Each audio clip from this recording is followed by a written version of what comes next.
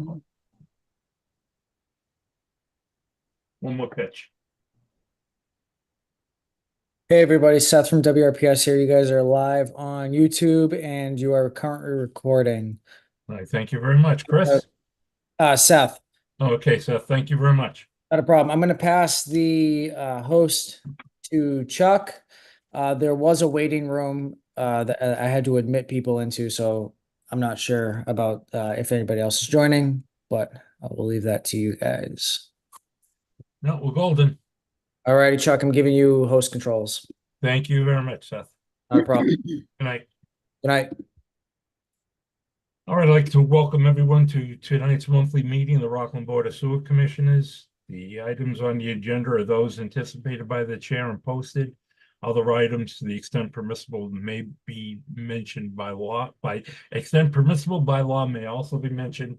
I gotta shut this off or I'm gonna go nuts.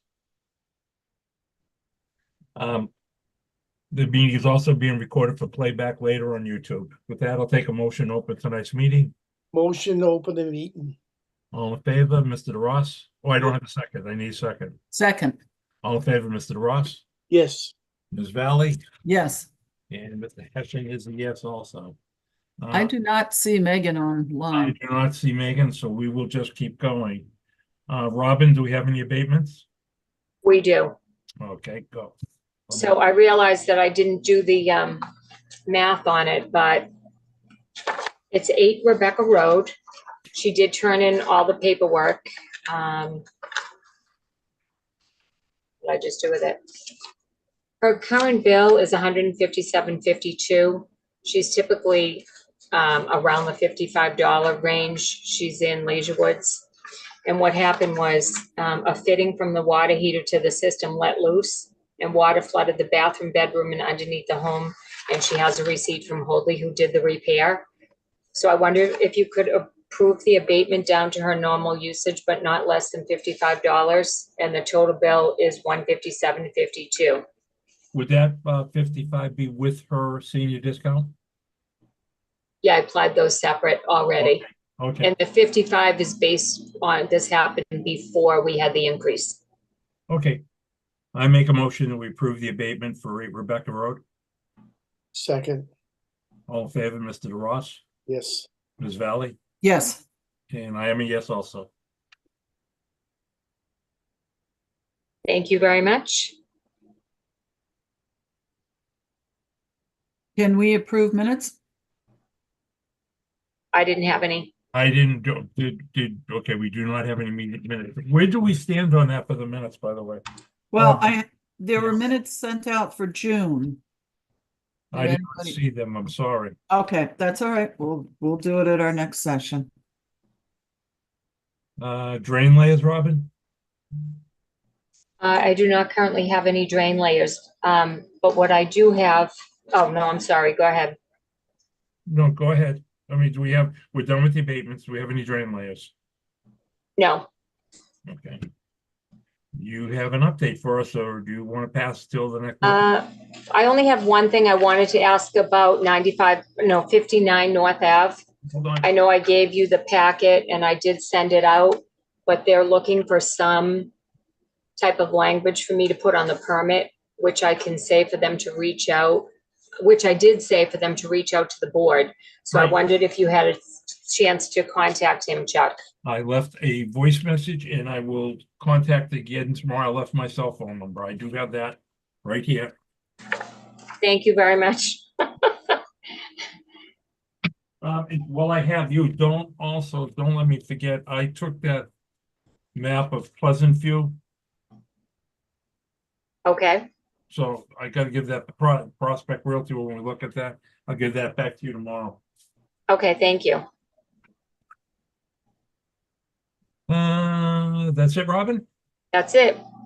Okay, correspondence for the elementary school and development. What, as I Do you want an mentioned. update on the senior clerk?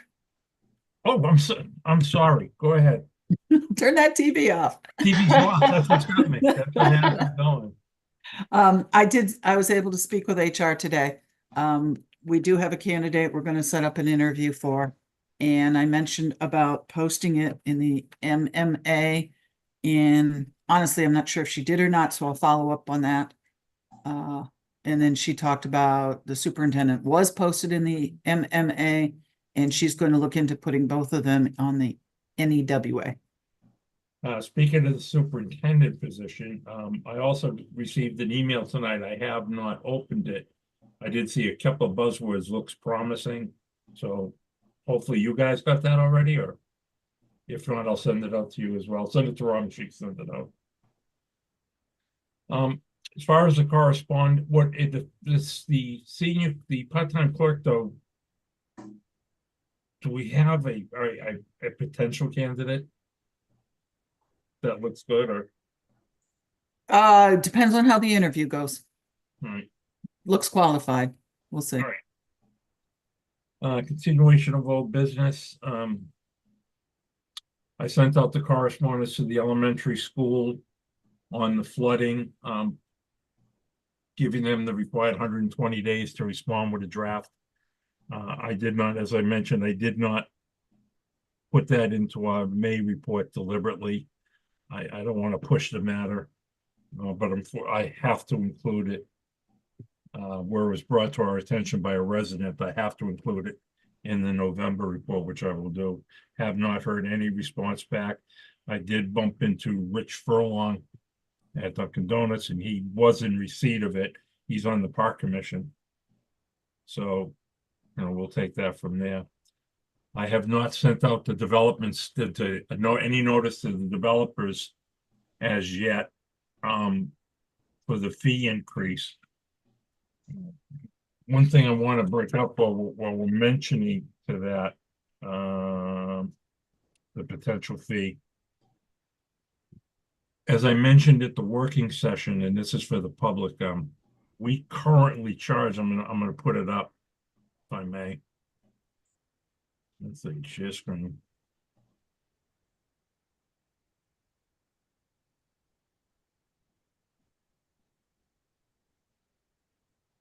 Yeah, let me see.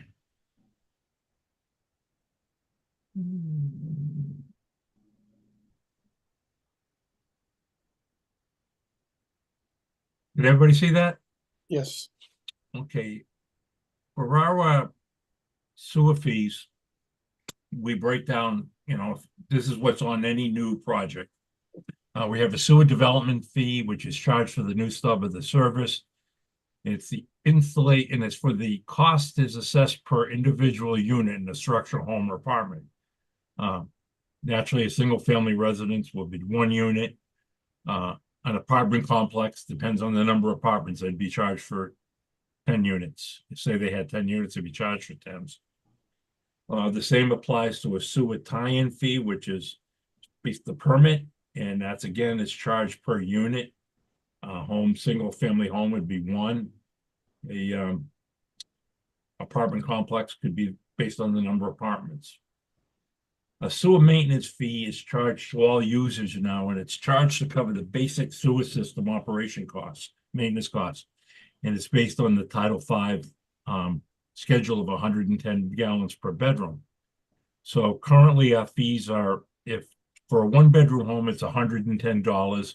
We'd charge you $6.61 for that, 100 per gallon for that bedroom, for that maintenance fee. The higher users, the bigger complexes, they have to pay for I&I removal. And that's the cost to cover the identification, the investigation, the engineering, and the repair cost to identify and remove 11 gallons for every 1 gallon that they add to the system. So for example, if you had, let's say 30 apartments, you'd have 33,000 gallons you'd have to remove at $6.61 a gallon. Now, the current sewer development fees are 8,000 gallons a unit. I would like the board to consider maybe going to $8,400 a unit. These are just proposed that we'll be talking on, and I just wanted the board members to have something to go by. What I'm looking maybe is, can they consider going from the permit fee to from 150 to 200. And people are saying, why are we doing this? With the moratorium on, because we're over capacity, we're struggling for revenue. And we have to continue the program per the EPA order of iodine removal and maintenance of the system. Now, the sewer maintenance fees, excuse me, I said $6.61, it's $20 a gallon we charge. I'm saying we go to $25 a gallon. From that, like a 4-bedroom, we would currently be at $8,800. If we went to $25, that'd be 11,000 gallons. Again, these are just for something to start with or to modify with. The same would apply from the engineering I&I removal projects, where we charge that is $6.61 a gallon. We charge them $8 a gallon for that. Now, on top of that, they still pay the $20 and $25 a gallon fee on their fee, on our projects as well. Again, it's just a ballpark. I wanted to set something up for us to did. Okay, how do I get out of that? So again, I'll send that out to you and we can schedule that for probably not for the next working session, maybe the one afterwards. And hopefully we can go from there. I thought I saw Megan.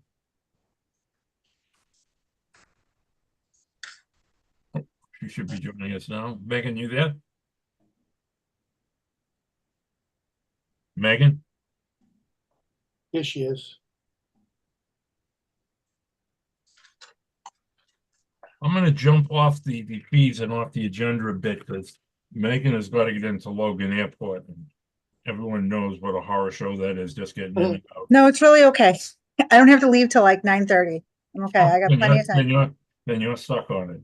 So what I'd like everyone to do is just consider the what you think would be a fair assessment on the fees.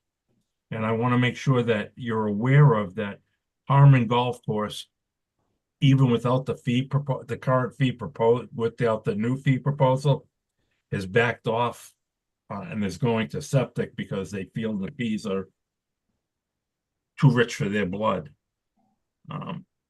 They're the only development so far to date that has backed out. So I just wanted you to be aware of that so we could have that as a benchmark, if you would. The next thing I have on the agenda is based on the golf course. Okay, planning board. I'm going to combine a couple things with this. That I had asked the planning board and the zoning board if they would like a combined meeting to be brought up to speed exactly where we are as of today, where we stand with the moratorium and where we stand with the flows. Planning got back and they would like an individual meeting, which I'm going to schedule it for September. The reason I'm putting it off to September is that I want to wait till I have the most accurate and up-to-date data from the Weston Sampson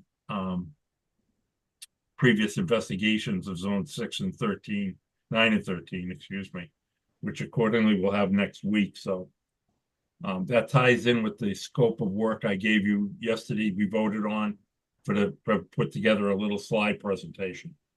This slide presentation can be used as we progress through this facility upgrade. The other thing I want to mention is that WRPS has also asked for an interview, which I'd have no problem doing as well in September, once I have that data. So between the zoning board, planning board, and the interview, we should have a lot of information out, especially if we go through with our smoke testing. There was also another meeting held at the request of Allison and Courtney, the town planner and assistant town manager. I had mentioned to them I'd like to speak to a group of sewer users in the various towns, because we have to start thinking of alternative methods. And that's something I'm gonna take on right after we get the project or outside project manager on for the upgrade. That meeting was attended by representatives from Hingham, Norwell, Abington, and Hanover. Hanover and Norwell have no plans for sewer. They're not on sewer. But it is in their future eventually, so I mean, I don't think anything would come of that group unless we came up with a site that we could possibly use for land. Abington has done some work as far as long-term planning, and the same with Hingham. Hingham is on a joint system with the MWRA and Hull. Whether they'd want to share in initiatives, it's one thing, but another thing we gotta keep in mind is potential land area that we could do off-site disposal on. I don't think they've got a lot of research before they even come close to that. They're not even in the throes of a full-blown CWMP yet. I gave them ours because it's a good step-by-step analysis to follow of the things you have to consider, not only for a hard plumbed sewer system being hard plumbed as saying a wastewater treatment plant, but also alternative methods, and a lot of good things are in there is the costs involved in that.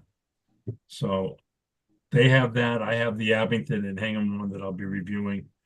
But again, I think that's a ways off, and maybe we can be a little more aggressive with that once we get through with the once we get an outside planning, outside project manager on board. I want to go into that a little bit later.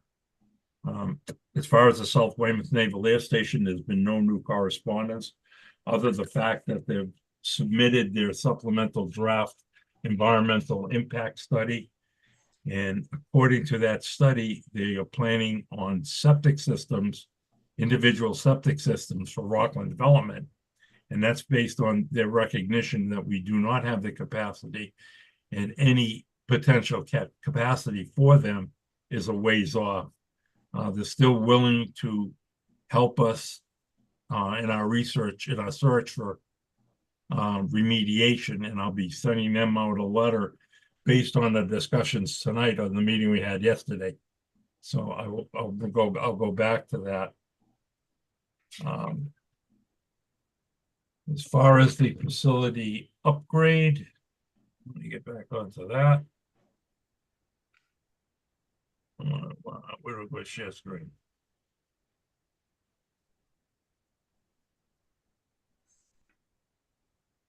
Oh, there it is. Everybody see that? Not yet. You got it? Got it. Okay, nothing's really changed on that. The schedule has not changed roughly. We are now about 40% complete of the design of this. When I say 40% of the design, this 40% is only 40% to complete stage one. Stage one is the clarifiers and the aerators in full electrical upgrade. When we say upgrade, I think a lot of people get confused that why is this so much? Well, we're not really going through an upgrade. We're going through a complete replacement of equipment that doesn't exist. So essentially, we're rebuilding a sewer treatment plant. So for that stage one, it's 40% done. We're going to be looking for an outside project manager, an OPM. Now, Doug Lapp has offered to help me prepare the request for qualifications on that position. That position will go out to bid. We're hoping to have that bid ready to go out for publication in October. And what I would like the board's approval to do, I would like to form an interview committee for the outside project manager in this project and start bringing some of the other people, outside parties, into it. Now, what I'd like to consider is that the board sewer commissioners have to be a part of that. I'd like to include Robin on that, representative from Veolia, be it Megan or Jesse, or Chuck for that fact, or it's mechanical, I'd leave that up to Megan who would attend that. I'm also looking at probably having asking John Ellard, who was a representative on the Board of Selectmen, be part of that. I'd like to get a representative from accounting on that. And 2 or 3 residents. We reached out to one resident who I don't think although he attends a lot of our meetings, I don't think he really wants to be a part of that. But I'd like to put a notice up on the RPS and our website and on the town's website to see if we can get 2 or 3 residents that would be interested in participating on interviewing and selecting the outside project manager. We could conduct these interviews in the evenings, anytime it's convenient for everyone to get together. And I'd like to set a date of maybe by the end of January, having him or her on board. So what I'd like to make a motion to the board that we advertise on public media for volunteers from the public to help us in this selection.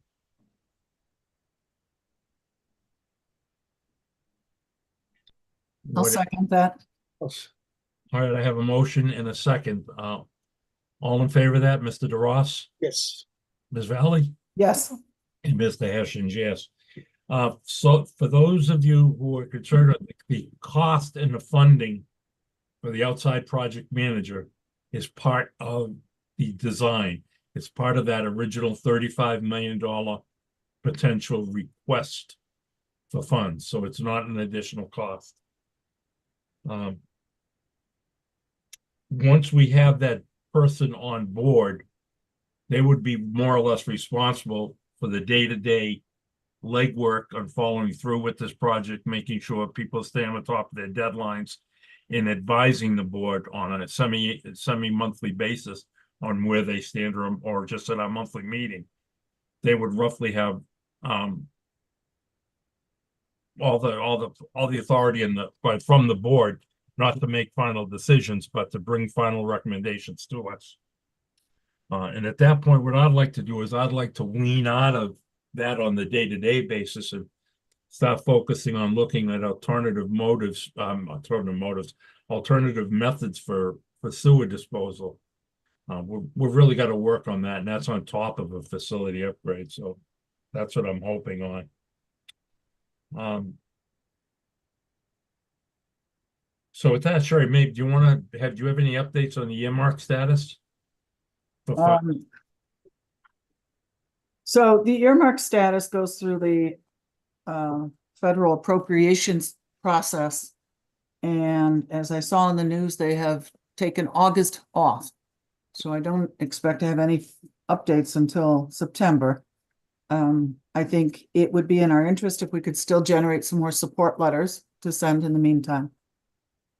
Their application for SRF funding has been submitted. And that's really all I have to that.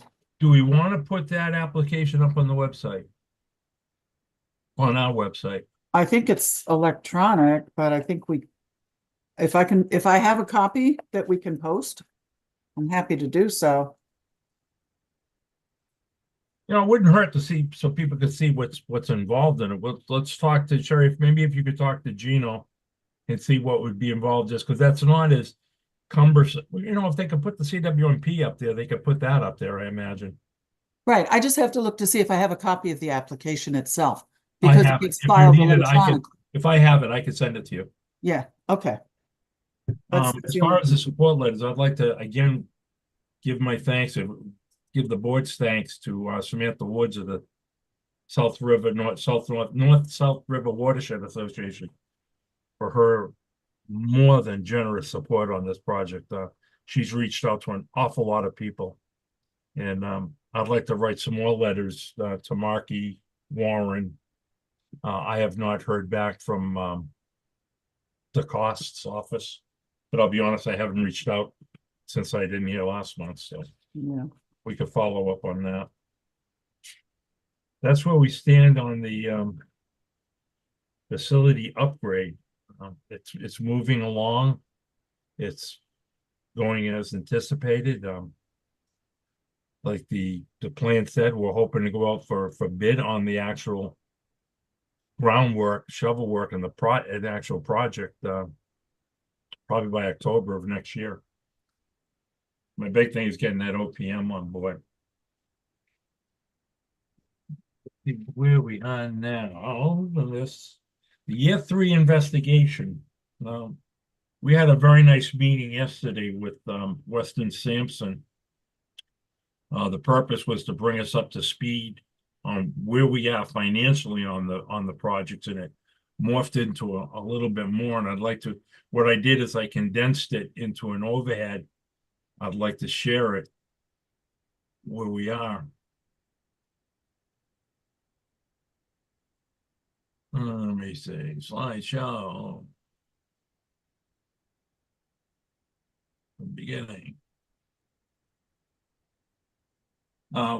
This is where we are as far as the I&I control plan, the I&I control plan that was approved and submitted to the EPA with the administrative order, and this is the work we've done to date. We submitted the I&I control plan in September of 2022. The first task was to investigate the ACOM report that was done in 2021, where that found or identified 228,000 gallons of infiltration. Going in, we did further Weston Sampson did further investigation, which is required with camera work and manhole investigations and evaluations. And that found that roughly 112,000 or 113,000 gallons was cost effective to remove, and that's what was removed. When they come up with, in the investigation, they'll come up with a number such as like the 28,000. Usually DEP tells you that your best luck is going to be finding 30 to 40% of that you can remove. We hit roughly 50% on it, which was a good hit. So that was completed in July of 2022. We also in 22 conducted a metering program that was completed in 23. We broke the town into 15 sub areas around town. Those sub areas measured rain flow and current flows at the high water period. And they found that, and what they established was that the base flow to our system with Utopia, with no cracks in the pipes, no leaks, no infiltration, no inflow, absolutely pristine, perfect conditions. They estimate that our flow should be in around 1.4 to 1.5 million gallons. Never going to happen. No matter how much you chase that, you're always going to have wear and tear on it. They found that through this study, and again, that was at high flow, and with rainwater calculated in, they could find 1 to 1.2 million gallons of just infiltration. And like I said, with the peak rain impact, they figured that could be as high as 1.9 million gallons. If you add that on to the base flow, that brought us right to where we were at that time, with a 12-month rolling average of 3.3 million gallons a day. 80% of the peak flow now was located in 7 areas, or 140,000 linear feet. I want to go back to that in the next page. But that shows that we have a couple areas that we could really hit. In those 7 areas, I'll correct that. 80% of that peak flow was inflow from that area. So what we decided is when we did that area, when we did the year 2 final investigation in areas 6 and 11, which were the 2 highest areas, they estimated would get as high as, at the time, the high water mark was that there was 256,000 gallons of I&I in them. They went in with the camera work, thought they'd get 45,000 gallons that could be removed. It comes down to that out of that area, out of the 256,000 gallons, only 23,000 gallons of infiltration would be cost effective to move. That's what they estimated we would get from that. So the board decided to go out and spend the money and investigate 2 more areas to see if we could boost that total up, because one of the key areas of the administrative order was to get immediate flow reduction. Immediate flow reduction can only be achieved through fixing the I&I, through infiltration removal. Well, why won't that change?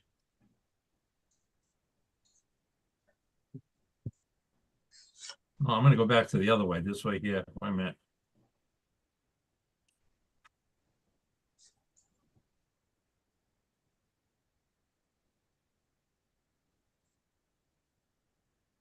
Okay, so this way here, I could do it.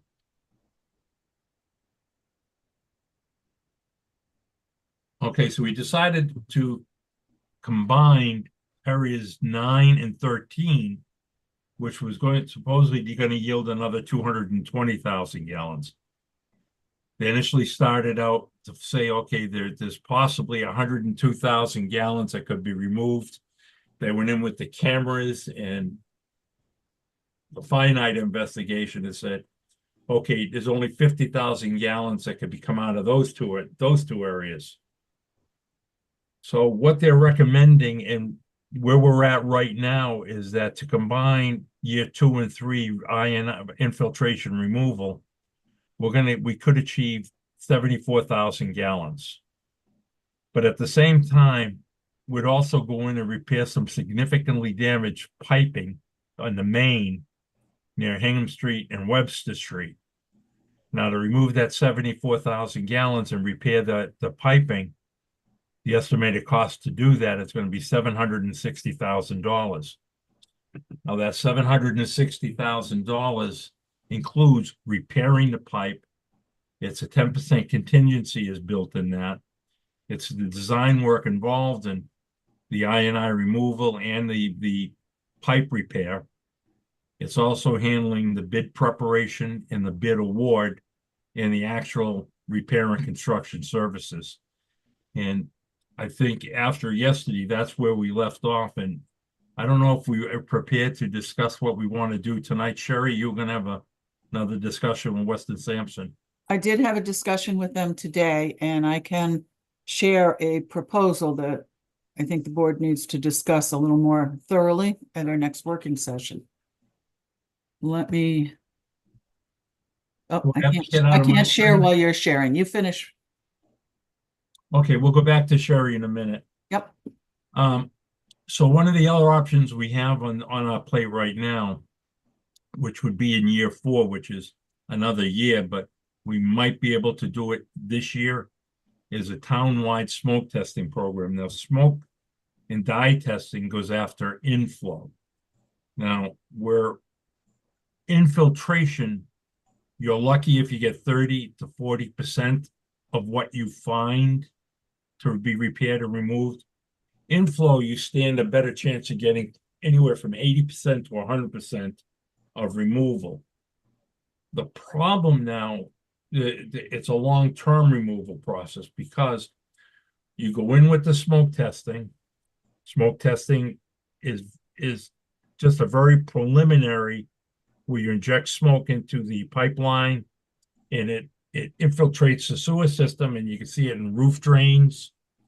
You might see it in drain pipes where if the smoke leaves the sewer, goes into a leaky drain pipe or a illegal connected drain line where it might have been missed when they connected sewer in the past.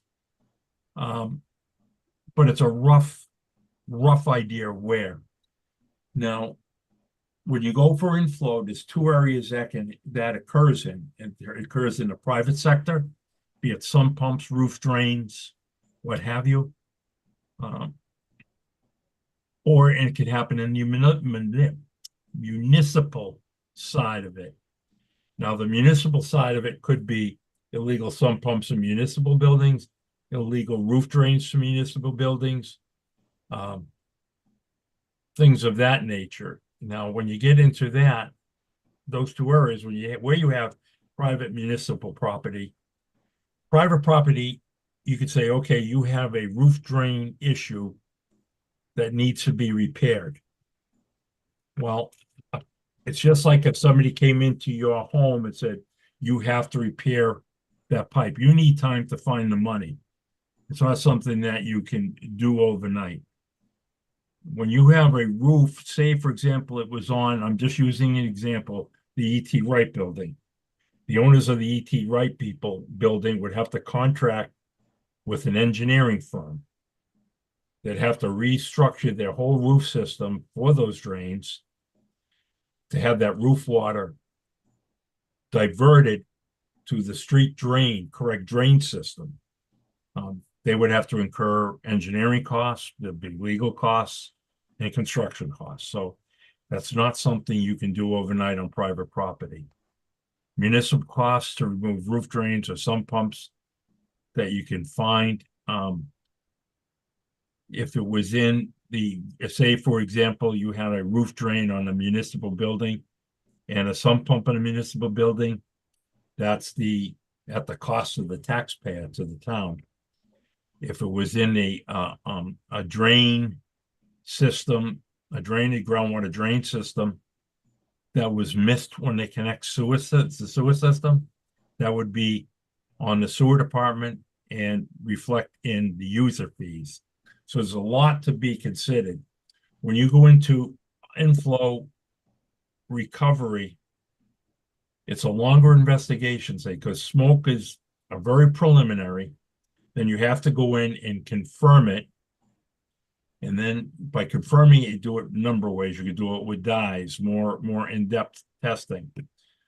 So say we found that next year, it's probably 3 years out before we found it.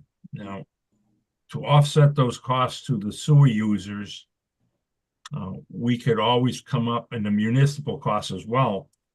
If we found it, we could put those costs off to the developers.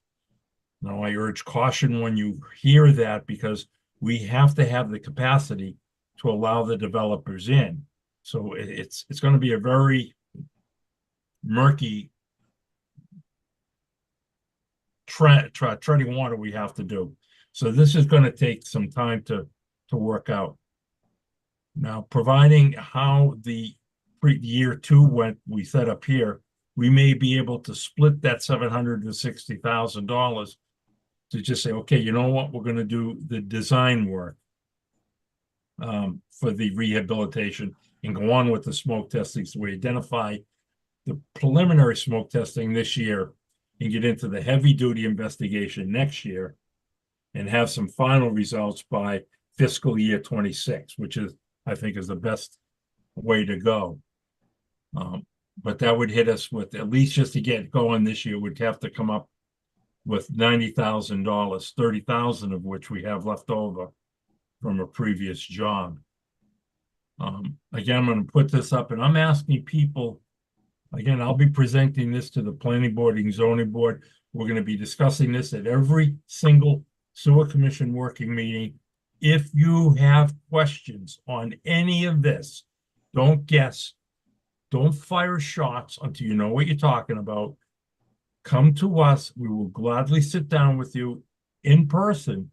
I will make the time to meet with you and go over this and explain it in detail. So with that, I'm going to stop sharing my screen and going to go back to the year 2 and 3 the recommendation they came with today, so we can plan on what we're going to do. So Sherry, you is on now. All right.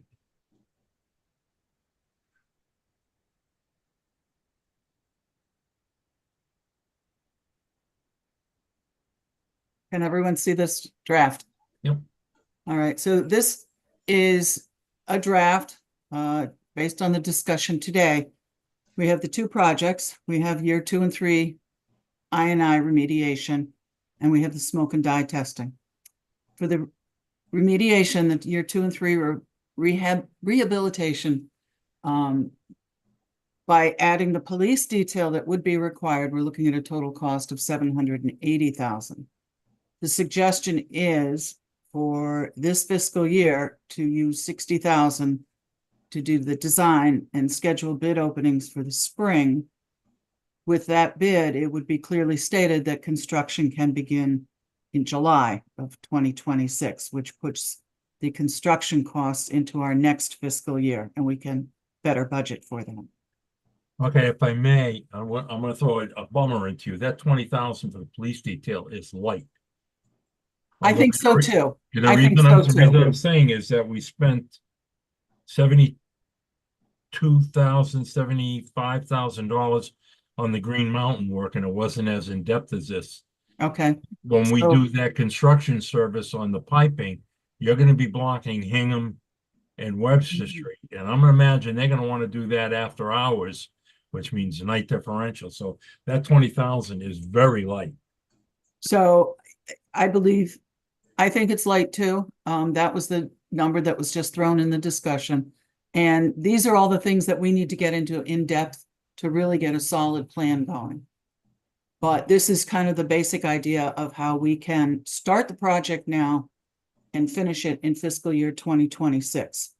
So, Okay, but even for the preliminary stage, Sherry, I'm gonna let you handle it, but my recommendation is that to have the contingency, I would boost that police detail just for discussion purposes, up to $80,000. I mean, I don't want to do it, but I want to deal with real numbers. and that's what we need to iron out. Absolutely. This was just, as I said, today's discussion. All right, Um, okay, But by pursuing the design and bid services this year and putting construction off until next fiscal year, we would be able to do complete the smoke and dye testing program that is being recommended. That okay, program, not die, that's just smoke. smoke, that's 120,000 in total. 30,000 is a credit, so it's 90,000 to us. So that's 150,000, the expense in this fiscal year. And it would complete that whole smoke testing program. Okay, what I'd also like to add is that as I said, after we heard this tonight, I was gonna reach out to the base. They had originally offered 80,000 to help us out. So Mhm. what I would like to do is see if they're still willing to do that and propose it like this, that we will take the $90,000 on to do the smoke testing if they would contribute their $80,000 to the follow-up investigation. Mhm. That, So, I'd just see if they'd be willing to help us out, but, all right, Yeah. this is a good place to start, so. Yeah. You're not looking to make a recommendation tonight, you want No. to look further? no, we need further discussion, make sure there's nothing that we have not considered. Okay, the only thing I want the board to remember is that smoke testing needs to be done on a low water period, which is not, we were not gonna get any lower than we are now. But to do that, I think we'd need at least 45 days before we pull the trigger on it and act to do the work, because we have to make the public aware of it, police aware of it. We're gonna have to prepare handouts to give to the areas. Now, again, going back, And- this is gonna be 80% of the town we're gonna do. And Chuck, that would all be included in this project, I know, but I'm thinking time-wise to get time-wise. Yep, that notification done. they will do the public outreach, coordinate with police and fire. Okay, now what I else? want to also make sure the public is aware of, smoke testing will not we're not going after sump pumps. No, If a resident sees smoke into their building, look at it as a good thing. Because it's highlighted a methane leak on your property. Even if you have an illegal sump pump, it's gonna show there.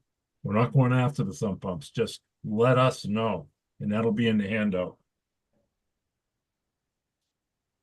So what is your recommendation, Sherry? Do you want to table that for discussion this Wednesday? Yes, please. Okay, done.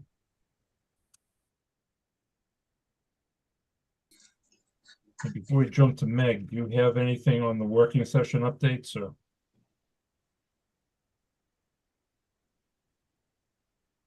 No? No, nothing that hasn't been covered. New business. I have, as Robin mentioned earlier, 59 North Avenue, Antonelli's development. That was the old telephone electrical building. At the top, they had a connection. And I'm going to be discussing with the gentleman soon. They tied it to sewer already, but not as a residential property. The plans call for 2 residential units, well, 4 bedrooms and 1 with 2 bedrooms, totaling 6 bedrooms for the project. I need to discuss with them because it'll also be retail. That may be more flow than we can grasp. One thing I would like to add again is that if we find that 73,000 gallons of I&I, that would break the town even with the EPA as far as owing them I&I removal from past projects. So with that, Megan, you is on.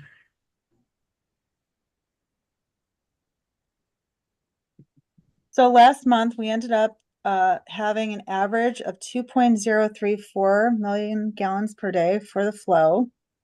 3 inches of rain. Going back to the flow, it was a total of 61 million gallons for the month. We ended up also for the maintenance parts, we ended up also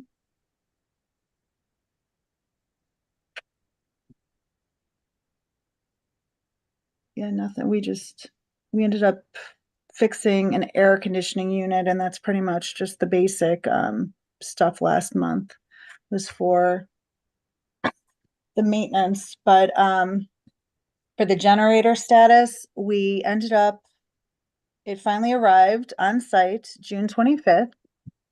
I also wanted to say thanks to the highway department for helping us offload it and putting it where it needs to be. So it's back behind one of the buildings and we're ready to go. We just are waiting for the bids and everything. So that's that. The overall equipment status, we ended up needing tank cleanings, which were actually what happened, why it's halted, is we need a grinder pump that when we went to go use it, it actually broke. So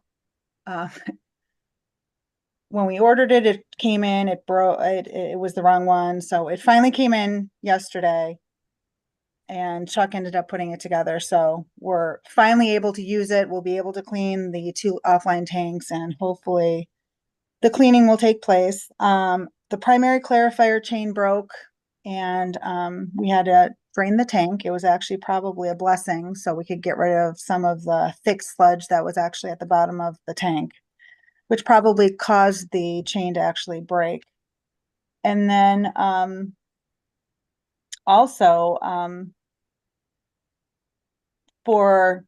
so one of my concerns at the plant is the overload of solids at the plant. And my goal and everyone's goal at the plant right now is to remove as much as we can so we can remain to have a lower inventory of solids. This will help us stay in compliance as well as avoid SSOs.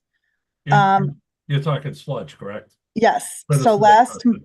yes. So last month, 358,000 gallons of solids were removed or sludge was removed from the plant last month. I'm happy to say that this month we were able to remove 586,000 gallons this month. So we're really pushing to try to reduce the inventory to try to get it down and get the plant back up and running how it's supposed to be. So that's it for that. The staffing, we're fully staffed as of right now.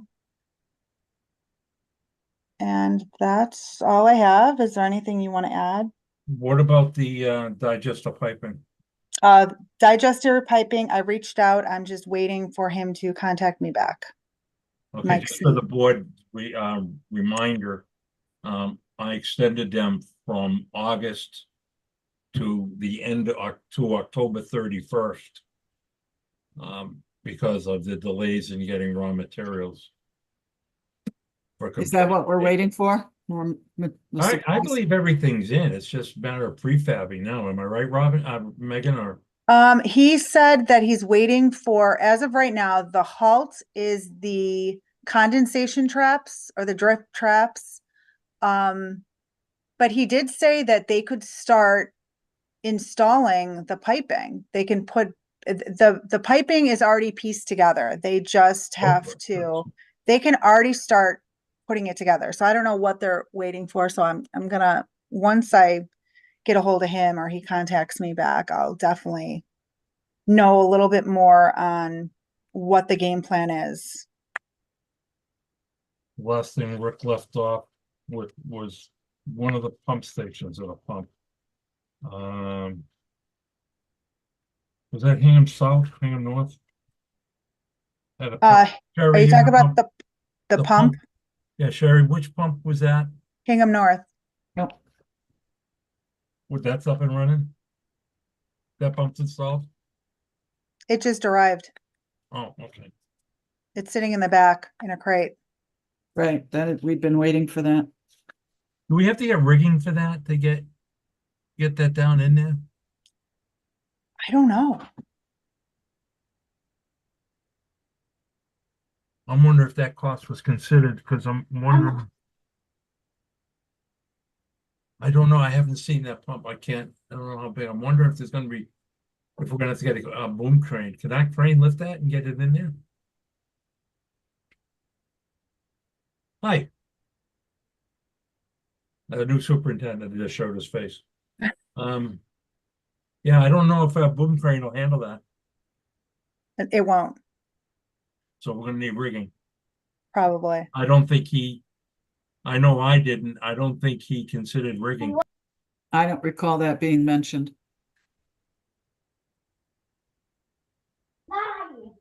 Okay, you may want to look into that, Meg.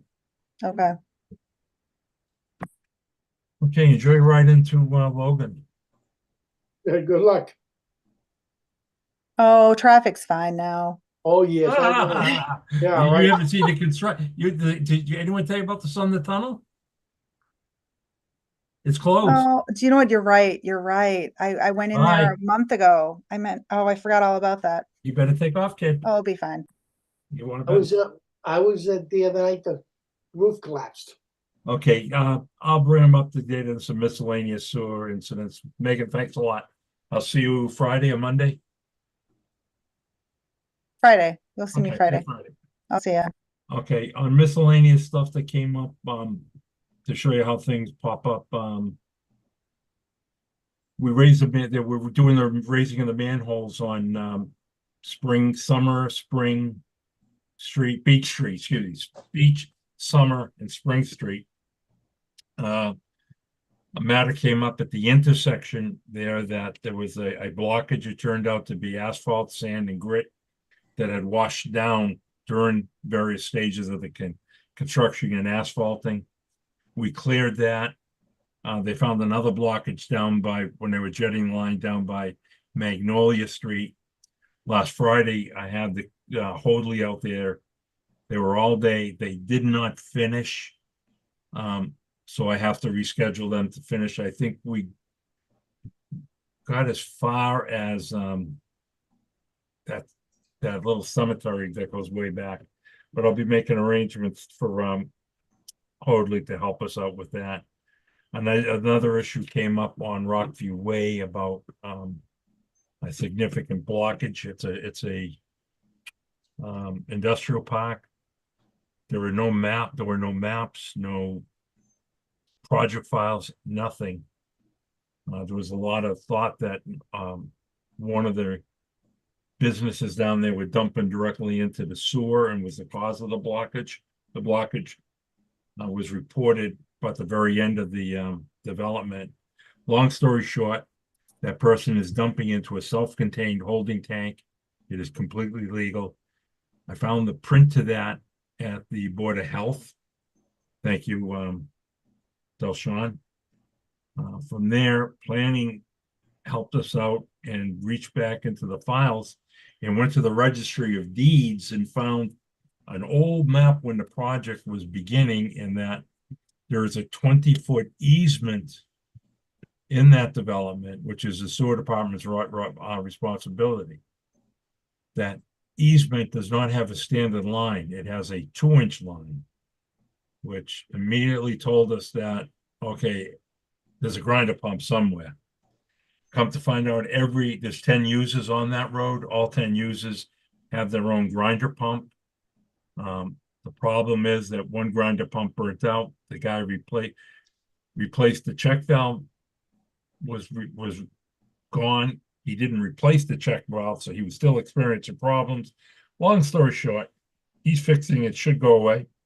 But I've got to send out a notice to the users on that road that they are responsible to periodically clean their grinder pumps, have a P&M program on it. I may have them submit it and do a yearly inspection on that. So we don't have to go through this again, but I think that road is one pretty well developed as far as identified the issues there. I'm out of steam. Does anybody have anything else to say? Oh, Okay, Robin, do you have anything to add?